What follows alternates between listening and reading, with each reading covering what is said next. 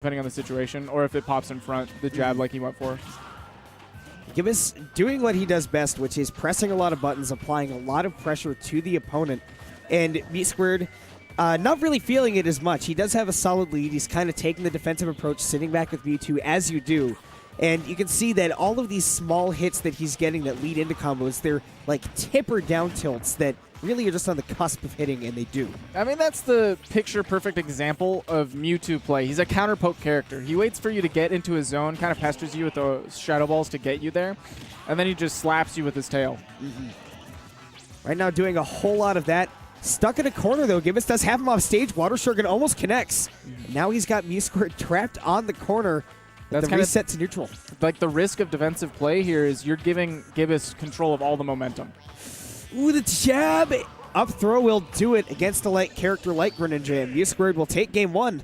Jab to grab is like a standard Mewtwo confirmed, but it's really difficult to condition it and set it up, because if you're jabbing, that means you're definitely close enough to get the down tilt, at which point that might have been an option. Like, jab, you have to get really close to your opponent. You get uncomfortably close for a Mewtwo.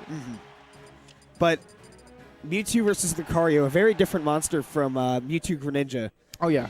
And, of course, no surprise with Wily Castle being the only remaining stage for Omega with walls. Gibus will be going here a lot, and he's going to be doing it here against Mew². Now, as we all know about Gibus, one of his favorite recoveries to do is to mix it up by jumping up the walls with his wall clings. Does it both with Greninja and Lucario, and we're going to be seeing him put that out if he even gets into that situation, taking the lead with Lucario here. Yeah, still maintaining the aggressive role in the driver's seat right now with Lucario, trying to, you know, push Mew², not to the corner as much, given he combos upwards, but right there, doing that mix-up recovery and able to get the back air off of it. Now he's got Mew² in a very dangerous position, especially dangerous for Lucario at such a low percent. Yeah, he punished that air dodge.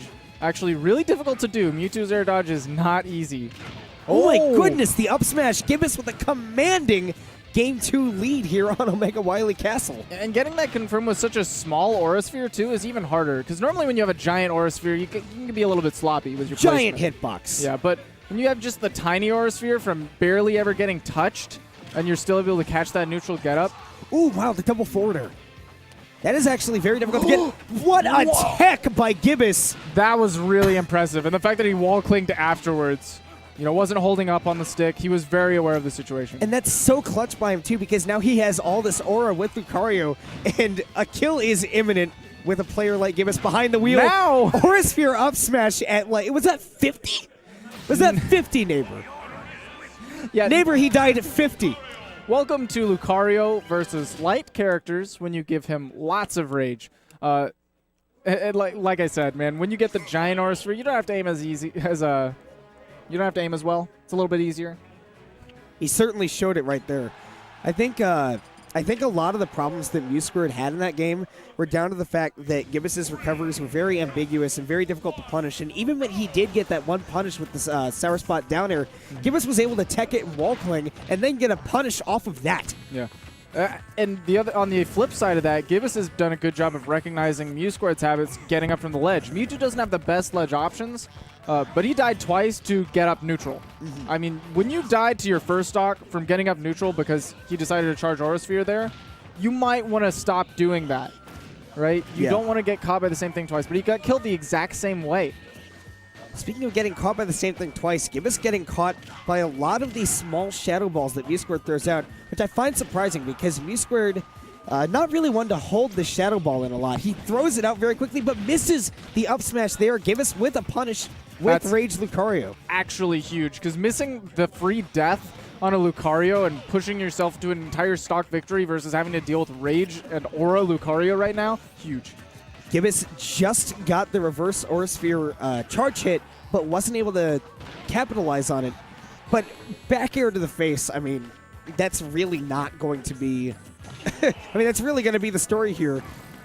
Okay. Aura Sphere. Mew² pausing a bit before that last air dodge, making sure he was able to get all the way through. And again! The Aura Sphere to up smash. Gibus has been using it liberally and Mew² has not seemed to have caught on. He really needs to stop going for that neutral get-up. It might be something about Gibus' movement that is making him think that's okay. My goodness. Wow, the hard call-out. Neighbor, he just down smashed for no reason and got the kill.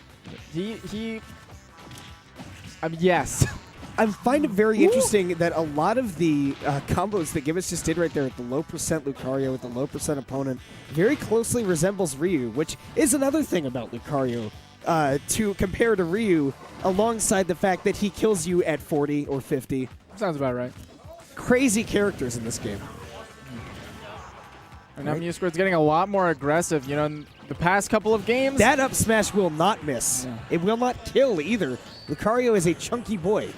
I mean, we saw how playing defensively backfired for Mew² in the last game. And you know, when you're playing defensively, you're stuck. My goodness. Oh my god. Gibus with the back air in the middle of the stage, just throwing it out in neutral and snagging that kill, snagging the victory. Playing defensively like that leads to you being caught in the corner, and the corner is where he lost every stock. 3 to getting up from the ledge neutral the same way, and then that back air when you just couldn't find a better option.